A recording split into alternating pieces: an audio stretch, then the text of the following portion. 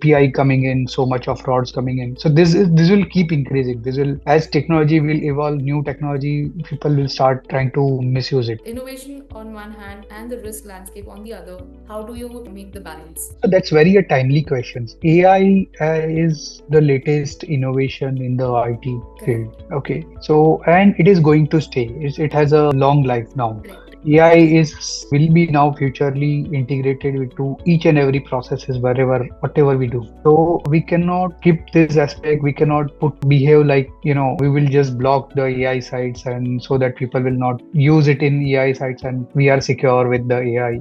It's technically not possible to just blindfold with the new innovations like this. So what we, at least personally, my preference is we should always adopt whatever the new innovations are. Always, as a security professionals, always learn those new technologies and learn what those technologies capabilities are, what they can do, and think from a hacker's mindset point of view, saying, okay, now this is the technology. If I want to damage someone's organization, or if I want to do a cyber attack, or if I want to do a hacking attempt, how I can use this technology into my process.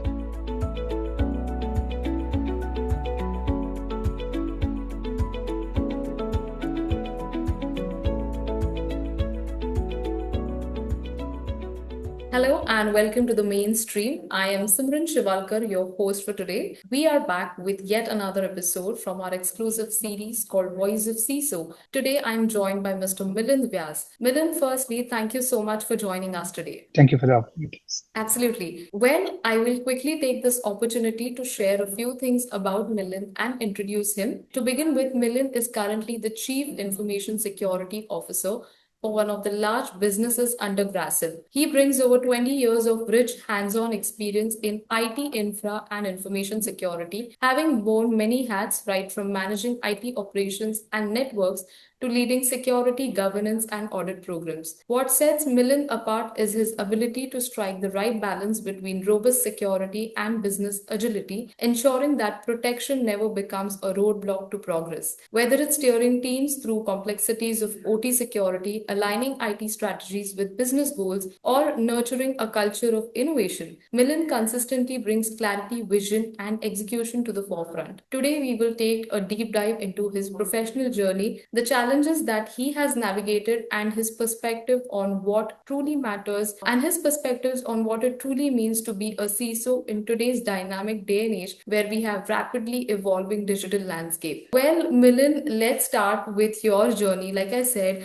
you have a dynamic experience of almost 2 decades now. Can you tell us a bit about your journey and how has your role as a CISO evolved so far? Thanks for asking. It was an interesting journey so far. It was, I started with IT operations, IT infrastructures, and networking, and worked across various industries like banking and IT, as well as transactions, trading industries, as well as maybe a small bit of time into telecom for some projects, and even in automobile as well as in travel, and now into manufacturing. So I've been, experienced vast industries, and we have, when I started with the IT infra and networks and all, started understanding now security is the way future, because technology will keep evolving, and with the people's mindset of earning easy money and doing connecting with different competitions or even competitive countries level so far. Okay, the making damages and making benefit out of someone's systems will keep increasing, and that's what we see nowadays, with even with UPI coming in, so much of frauds coming in. So this will keep increasing. This will, as technology will evolve, new technology, people will start trying to misuse it. Okay, Right. so I understood from that, and major in my life, major change into it when I started having a profile of working into audit and compliance roles and compliance projects and all. And there where I had more understood on the security, and so slowly I shifted my career towards security. And now with the current role, I am leading a security at manufacturing industry. So that's how I shifted from from IT infrastructures to the security. But it's not the complete makeover. It's IT infra network are always part of security. IT security cannot be like you forget all the network infra part, you forget of just do the security. It's always hand to hand. The technology, IT infrastructures, networks keep evolving. And as a security person, I have to keep, still be in touch with those systems and to understand how the systems has improved and how it can be misused by the malicious persons. And then that's how I need to involve myself on how do I'll protect from this new environment. Right. Thank you so much, Milind, for giving us a glimpse of your journey. Well, as a CISO, I would also want to understand from you, you're currently a CISO at large businesses in diverse enterprise like Grasim. How do you balance supporting business growth with maintaining strong security controls? That's a relevant question. So that's how that's a day in, day out of my role. Okay. So it's not a balancing between business and security is not something to be done. Ideally, business requirement and security has to go in hand. It has to be integrated with each other to make it a strong business and secure business. So security should be a partner, not a roadblock. Because if business has certain requirements to be done, like some kind of applications to be done or some kind of things to be developed, okay, my role is to what I do is I always understand the requirement first. I understand the technology, what they are trying to use it, and try to build a flexible control over it, around the requirement, so that the business requirement is also met. But again, toward at the same time, the security is also wrapped towards the requirement. Correct. Okay, so the security control should be flexible enough to adopt the business requirement, because business will requirement will keep changing based on change in control, technology controls, or based on change in business strategies. Okay, so the control should be flexible enough, and mainly to build an awareness culture towards organization, so that they understand that security is important, whether you like it or not. Security is important, and whatever business requirement we have to think on it, like how do we go ahead with this requirement in a secure way. And from my side, I always stop emphasis on automation and smart tools like automatic patching, automatic VAPTs, so and real-time dashboards, real-time status. Because gone are those days where for compliance or for some specific requirement, we used to do once in a some specific period of vulnerability execution or VAPT, and then it will take its sweet time to close those vulnerabilities. So that the entire process used to take maybe a quarter or 6 months or something. And so now those are very old times. Now if we continue with that, then we cannot be ahead with the race, because security is a race against the cyber criminals. It has to be, we have to be a two step ahead of them, and how it Right. can be Absolutely. misused. But then again, taking cues from that, how have you adapted your approach to IT governance and compliance in response to constantly, evolving regulatory landscape, even at Grasim or large organizations like Grasim? How has that approach kind of, been for you? That's a great question. So IT regulations are keep evolving. Okay. And earlier the compliance, in long back, people used to do compliance only for, passing the audits or, getting the certification and all. And but now it's the time has changed. The security has become more crucial. Okay. Even though regulators are becoming more and more stringent towards, security requirement, but that are actually good for us. Correct. Okay, we need to understand what is the rationale behind their regulation, why they wants to put these regulations towards the industry. And even for various compliance requirement also, there is always requirements are, there is some specific reason behind those compliance. Okay, so if we understand the,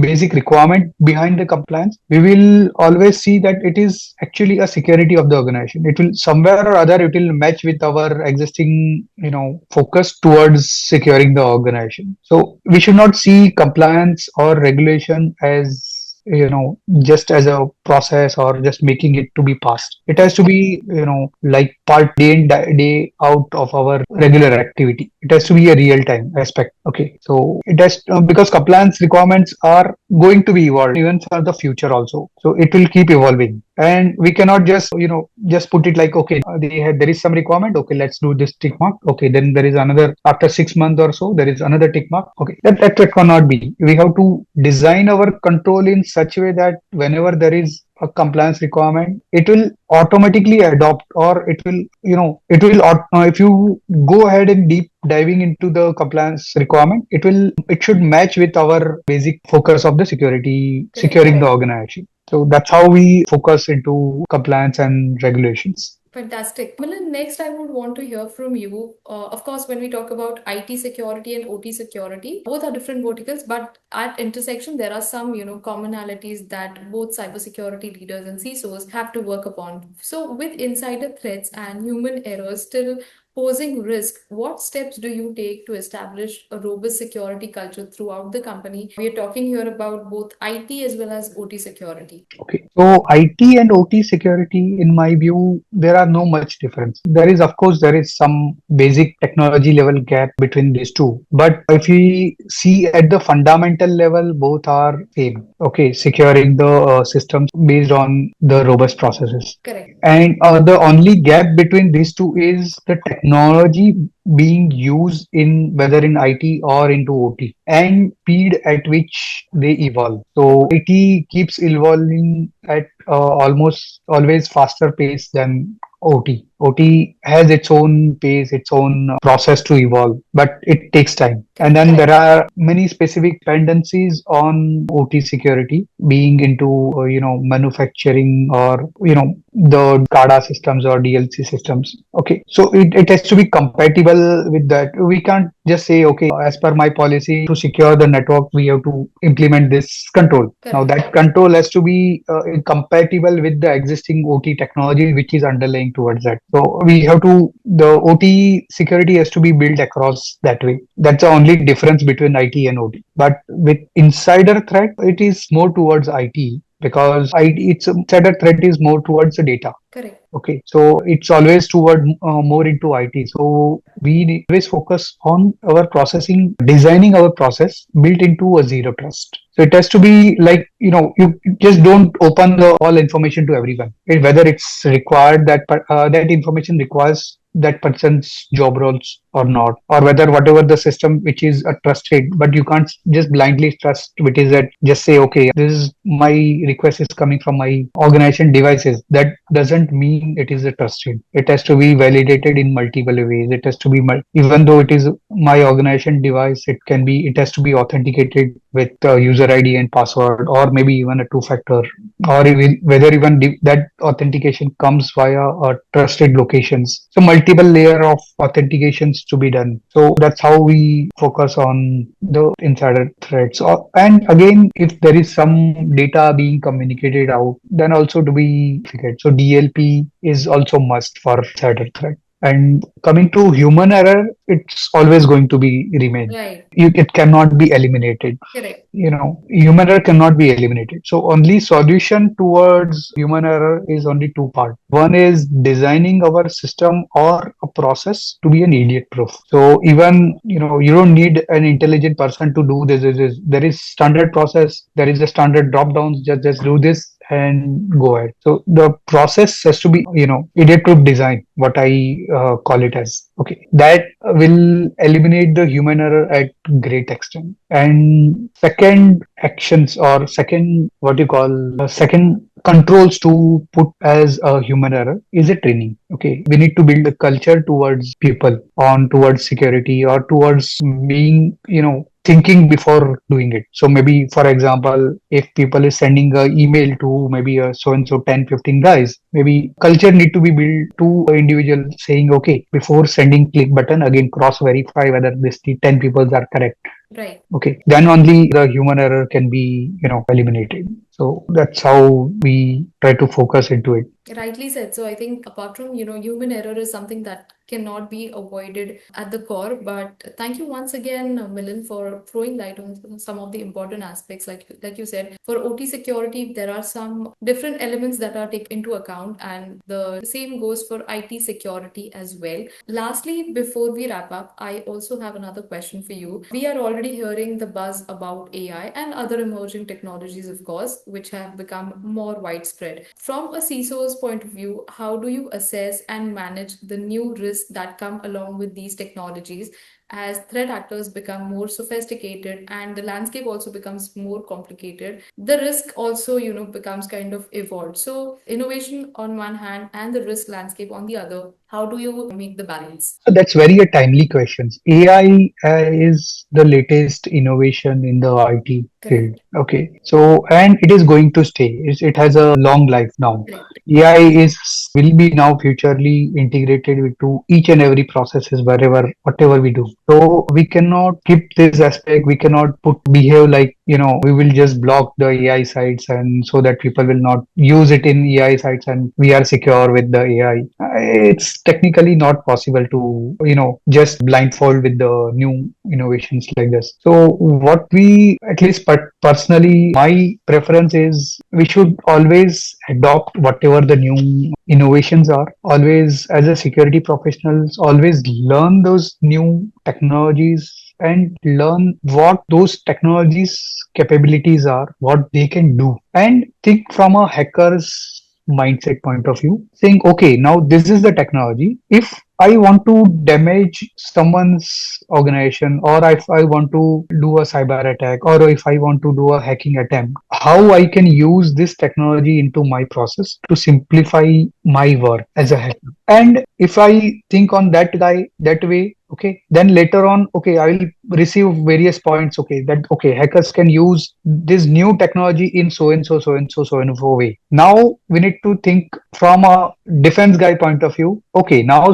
if malicious person will use so and so way, how do I stop so and so method to be attacked in my organizations or on my infrastructures? And or if they are doing so and so process, so how do I try to stop it, or how do I misguide them, or how do I what you call control them? So giving an example, let's say if I am a hacker, I want to take it as a one particular website. Okay, I want to attack one particular website or something. I'll just put use AI to put into give a command to it. Okay, do an analysis of this website and give me what technologies are in build use, whether it's been used on IaaS or it's used by Apache or what it is. And AI will directly give it to me with this doing the scan and everything into it. And then I will again with the ask AI only. Okay, now with this current version, what this IaaS or Apache you detected, give me what are the vulnerabilities available in this particular version and how do I crack it? Correct. And AI will directly give it to me. Now, the malicious guy do not need to do anything into it.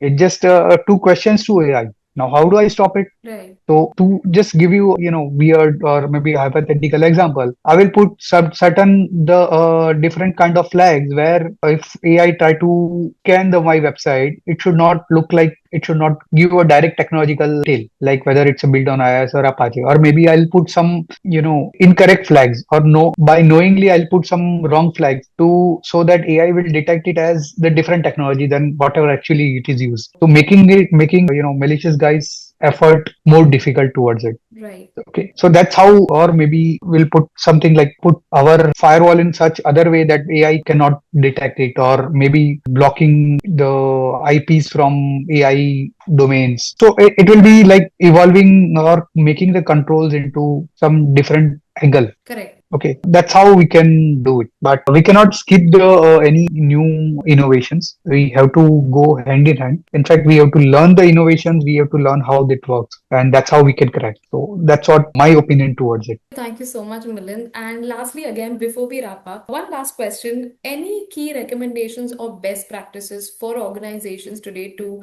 kind of, elevate their security strategy in whether it's OT or IT both? So base recommendation, what I always is back to the basics. Correct. The basics has to be very strong. Okay, whether it's a system hardening, whether it's a Windows or OS level, or whether it's a command line, the securing system at the basic level has to be very strong. If we put our full focus towards new technology, new jargons, and if we skip very basic level controls, then we are gone. It doesn't matter whether whatever newest technology what you have, but if the basics, it's always you lose the game. So we have to adopt the new technologies. We have to adopt new ways of securing various security products, but in top of the basic controls are must. We cannot eliminate the basic controls and directly jump into the latest one. So that's what my Thank you advice. so much, Milind. Right from the basics to actually taking us through the whole journey of yours, and then deep diving into the nitty gritties of cybersecurity and the evolving risk landscape. I think this conversation has been very engaging, and I'm sure our viewers today have a lot to take away from the session. While we conclude, I most certainly look forward to connect with you again. Sure.